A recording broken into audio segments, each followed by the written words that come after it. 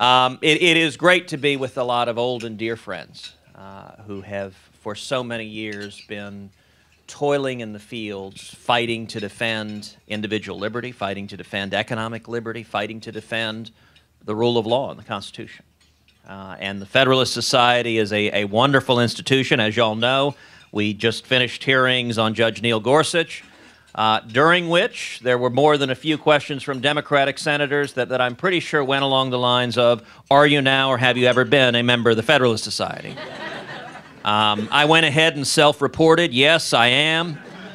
For now, a majority of my life, really quite terrifying. I joined as a 1L at age 21, and sadly I now have more years beyond that point than before that point, which really scares me. But I suppose it is preferable to the alternative. Not being a federal society. I like that. As Dean thinks about death and not being a member of the society, for him it's clear which is the worst outcome. Now that is faithfulness. You know, these are interesting times. This is a time when, let me take a minute to reflect back to the last change in administration, where you had 8 years of a Democratic administration and then a new Republican administration arriving, 2001. Many of the folks in this room were here then. You had the new administration, the George W. Bush administration, coming in, and as Dean mentioned, I had the privilege of going over to the Federal Trade Commission. Tim Murris was the brand newly appointed chairman. And Tim, I had gotten to know Tim from working with him on the campaign. I was at DOJ at the time, and Tim called me and reached out, and I came over to join him running the policy office. And it was an interesting time, summer of 2001. New leadership team at the agency, and it was an interesting illustration, I think, of how principled leadership, focusing on first principles, can make a positive and meaningful impact. Now, one of the first things I did coming into the office is, well, you got to recruit a team. You got to bring a team in. We're trying to figure out who. I'll tell you, Tim said, well, I'll tell you one person you need to look out for. There is this star lawyer in Commissioner Orson Swindle's office. Her name's Maureen Olhausen. You guys may have heard of her. She clerked for Judge Sentel. She's been at the commission. She's smart. She's principled. So one of the very first things I did showing up was recruited Maureen, come leave the commissioner's office, come join the policy office. She joined early on. John Delacourt, who's here, is another one who came and joined us early on. We had an early band. Jerry Ellig came and joined as my deputy. He later became head of the policy office. Maureen became head of the policy office. Todd Zwicky became head of the policy office. Must be an easy job because everyone can do it. But what was interesting about the FTC then, and I think there's insight to be derived now 16 years later, with yet again another new administration coming in, is then Chairman Murris gave a mandate for that agency. The statutory mandate of the FTC is to defend competition, defend consumers. He gave a mandate, let's go out and think aggressively, vigorously, how can we do it? So, for example, one of the things we did in the policy office is we created an internet task force focusing on barriers to e-commerce. And we looked all across the economy at all sorts of areas of exploding opportunity, of small businesses giving new opportunity to people who want to achieve the American dream. And at industry after industry after industry, we looked at the regulatory barriers that get put in place. That's something Clark Neely at IJ has spilled much blood fighting against, and he's a long and old-time friend. But we look at industry after industry where you had the same pattern, which is bricks and mortar producers, those with power and influence, those that tended to be listened to by state regulators, by state legislatures, who would put in place barriers to entry to prevent new entrants. One of the things we did together was hosting 3 days of public hearings on barriers to e-commerce, looking at 10 different industries, and it was amazing. We actually compiled, in each of the different industries where we heard testimony, there was at least one witness who would say, you know, I looked at the other 9 industries. And the barriers we're seeing to e-commerce, those are terrible. They're clearly unjustified. It's obviously protectionism. It's obviously sticking it to consumers. But our industry's different. And we actually compiled in all 10, there was at least one witness who said exactly that. Our industry, there is a special reason. You know, you looked at funeral directors. A lot of state laws that say you got to be a licensed funeral director to sell a casket. Now, last time I checked, a casket's a box. Pretty sure a 7th grade shop class can make a box. But you got to understand the market. In the funeral business, there's a good margin. If you put some satin on that box, now we're talking real dollars. And so prohibiting anyone who wasn't a funeral director from selling a casket, well, that's pretty good for the funeral directors because, you know, if you want to go learn how to embalm someone, now that's a very different story. We saw that pattern over and over and over again. And one of the things the FTC did, actually the Policy Planning Office did, that we worked together on was something called competition advocacy.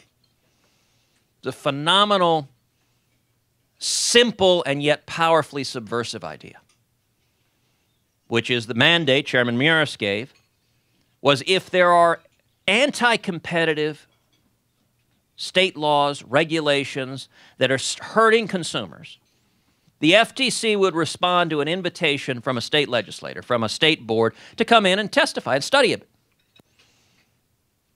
At the time, there were 75 PhD economists, the FTC, so we'd study a given law.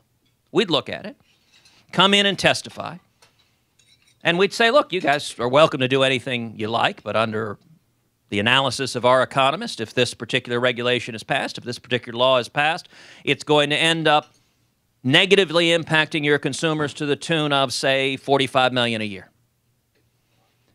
And it's an amazing thing. The proponents of the laws and regs, they were never happy when we showed up. But it was never using the coercive force of government. It wasn't the federal government coming in and bigfooting and saying, you can't do this. It was simply shining a light. And there's an old phrase that sunshine is the most powerful disinfectant. You'd simply shine a light. And, you know, it's a little bit like what happens when you turn on the light in the kitchen and cockroaches go and scatter.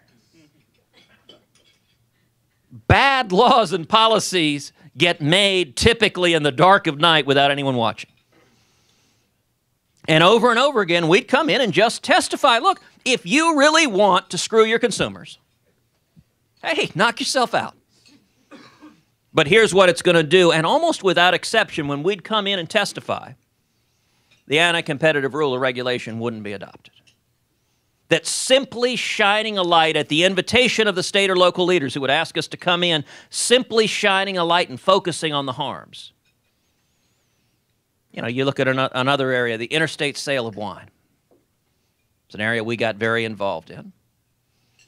Now, you know, I still recall a good friend of mine in this town who was very involved with the wholesalers, was very upset. Why are you looking at this issue?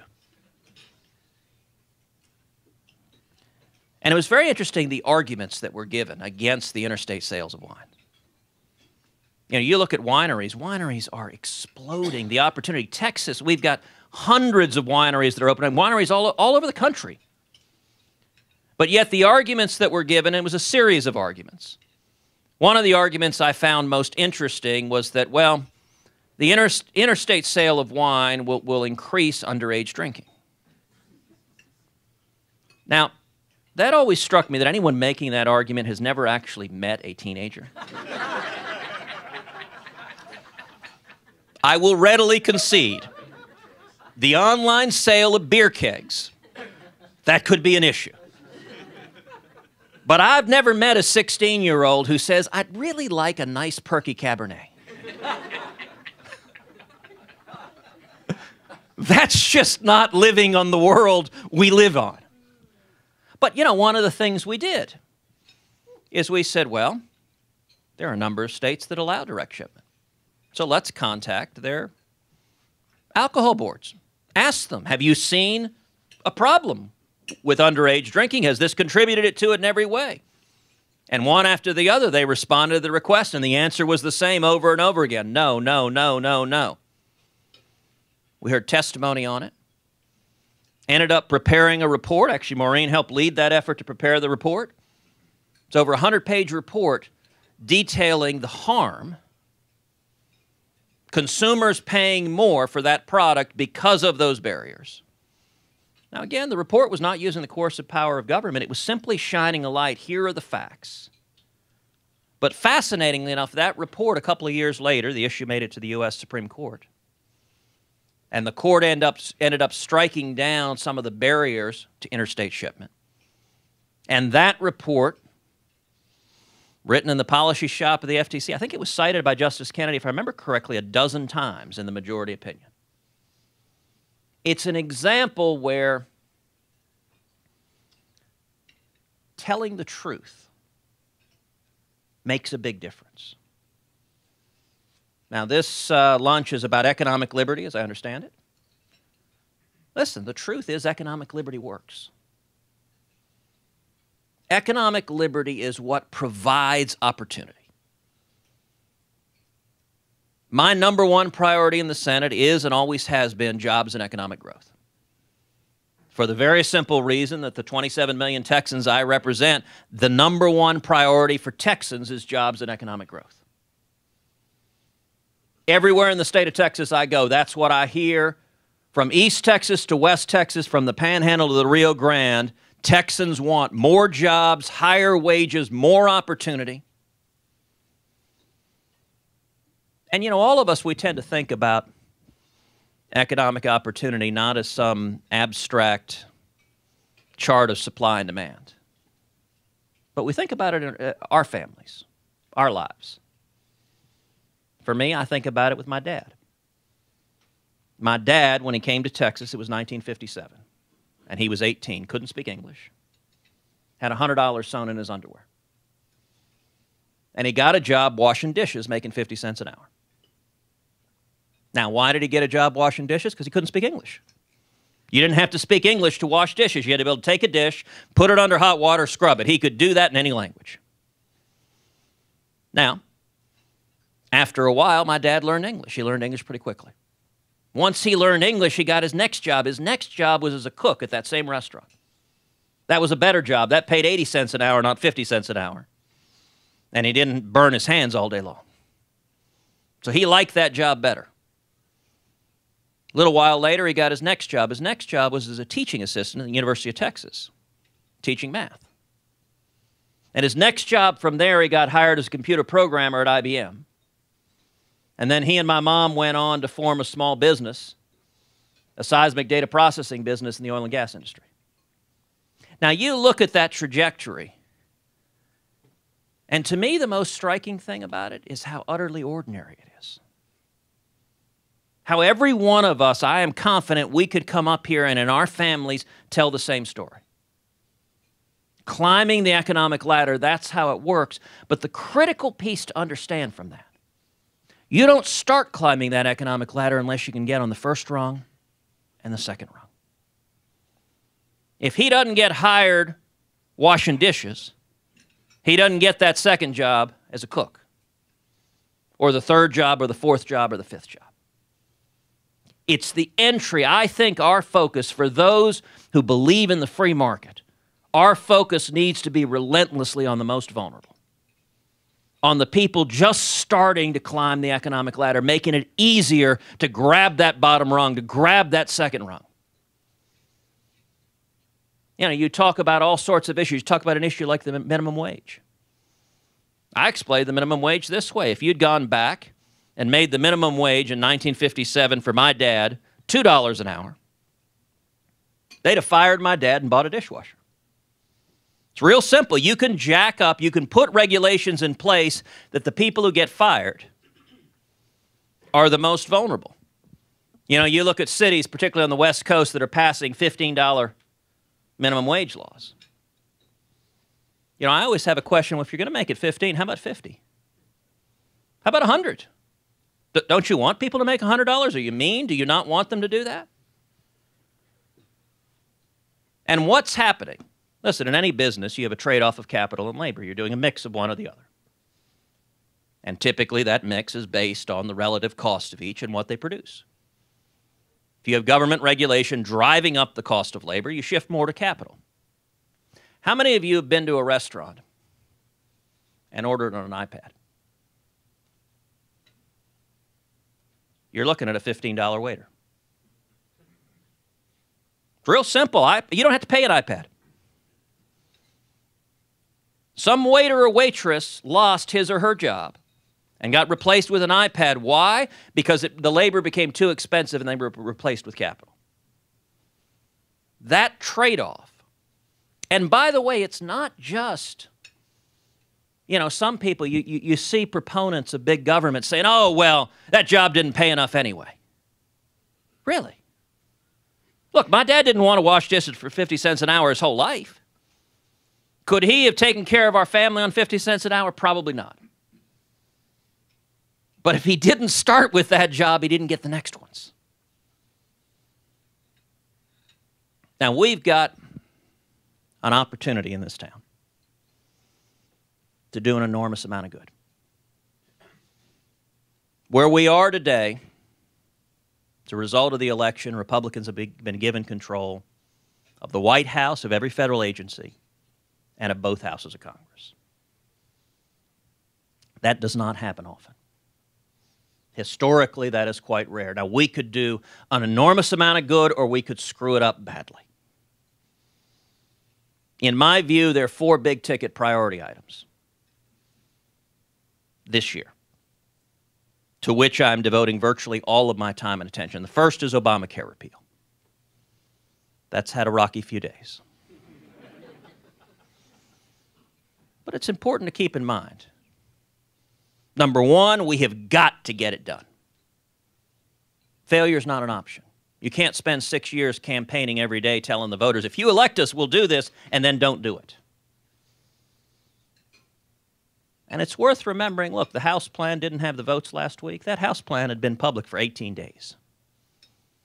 18 days does not a final product make. The task in Congress is very simple, to sit down and bring people together, focus on common ground of how to get the task done. There are actually a lot of areas of consensus dealing with Obamacare repeal. It's what I've been focusing on for the last several weeks, is sitting down in hundreds of meetings with House members, with senators, with the president, with the vice president, with members of the administration, saying, let's look at the common grounds about what do we want to do? We want to expand options. We want to expand competition. We want to empower consumers. We want to lower premiums. My biggest disagreement with the House plan is it didn't lower premiums. The number one cause of unhappiness, of dissatisfaction with Obamacare is premiums are too high. Average families' premiums have increased over $5,000 a year. What I hear from Texans every day, people say, I can't afford health insurance. The test for success on Obamacare repeal, the biggest test for success will be, do we drive those premiums down? And how do you drive the premiums down? You drive the premiums down by getting rid of the legal mandates that drove them up in the first place. By expanding choices, expanding competition, repealing the insurance mandates, allowing purchases across state lines, allowing association health plans, allowing people to pay for health insurance premiums from health savings accounts, so you're paying with pre-tax dollars. Now, what's striking is of the ideas I just rattled off there, and this is a wonky enough group that I can actually do it without a paragraph of explanation on each of those. Most of them have virtual unanimity, at least among Republicans. And yet most of those ideas were not in the House plan. How do you get common ground? I got a crazy idea. How about we start with consensus? What does everyone agree with? Okay, good. Let's start with that. There are a lot of good ideas that could lower premiums and expand choices. We need to start with that, and I believe we're going to get it done. Second big thing this year is reg reform. That's going to be, I suspect, a big topic of this panel discussion. It's a big topic of the folks here. Let me tell you, reg reform may be the single thing I'm most optimistic about this new administration. Almost without exception, every new cabinet member, when he or she has sat down with me, the first words out of their mouth have been regulatory reform. By all indications, the commitment to reg reform is real, it is serious, it's genuine. And so let me make an invitation to you guys. I would welcome from each of you smart, creative, outside-the-box ideas. Alden, thinking about ways to change the terrain. And not just sort of the ordinary legislative agenda. But on reg reform, how can we change the underlying terrain so that you don't see anti-competitive, anti-consumer regulations? And I would encourage you, reach out to our office and give your creative ideas. Listen, this is a president who wants to be bold. Boldness is a great characteristic in a president. So we have the opportunity, I think, for really path-breaking reg reform that I hope changes the trajectory of the regulatory state so that you don't see a constantly proliferating mass of federal regulations strangling small businesses and opportunity. If you want job creation, reg reform is a vital piece to it. Third critical priority this year is tax reform. I think we are likely to pass significant tax reform either this summer or fall. Now, the contours of it, the details of it are very much up for debate. There's disagreement within the House, within the Senate, between the House and the Senate, and with the administration. Other than that, everyone's on the same page. But you know what? We can get that done too. And in fact, I think we get it done the same way we get Obamacare done, by starting with areas of consensus. I'll tell you what I have shared with the President on tax reform is 2 words: bold and simple. I think there's power to bold simplicity. And the combination, by the way, of reg reform and tax reform, if done right and with Obamacare repeal, will unleash this economy. It has the potential to create millions of new jobs, high-paying jobs to raise wages. And the fourth big thing is confirming a strong conservative to replace Justice Scalia on the Supreme Court. Now, next week, the Senate will take up Judge Gorsuch, and I believe next week we will confirm Neil Gorsuch as the next Associate Justice of the U.S. Supreme Court.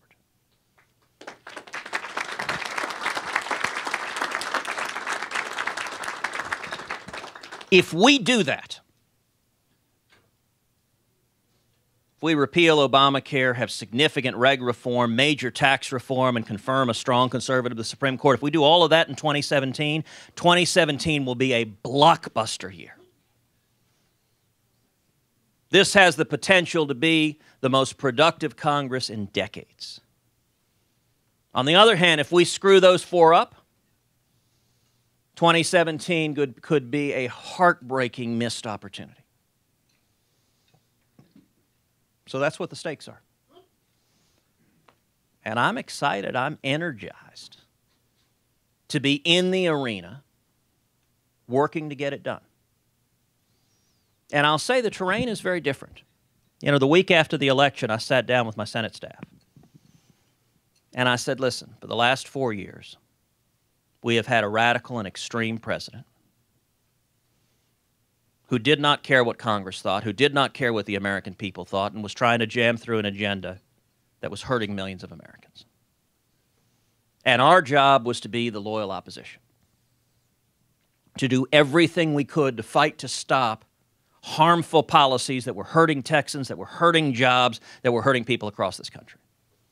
I said I thought we did a pretty effective job doing that. But what I continued to my staff is I said, you know what? The entire world changed on Election Day. Now our task is very different. Now our task is to deliver on what was promised, to actually get accomplished what we've been talking about forever and ever and ever. It's not easy, but it is an exciting task to have before us. And so I want to invite from each of you creative, energetic, outside-the-box thoughts, suggestions. Reach out to our staff. If you have ideas on how we can make a bold, creative idea a bold, creative change that will expand economic liberty, expand opportunity, expand jobs, raise wages. That is our priority. And I think the men and women in this room have a lot of the knowledge and expertise to help get it done. With that,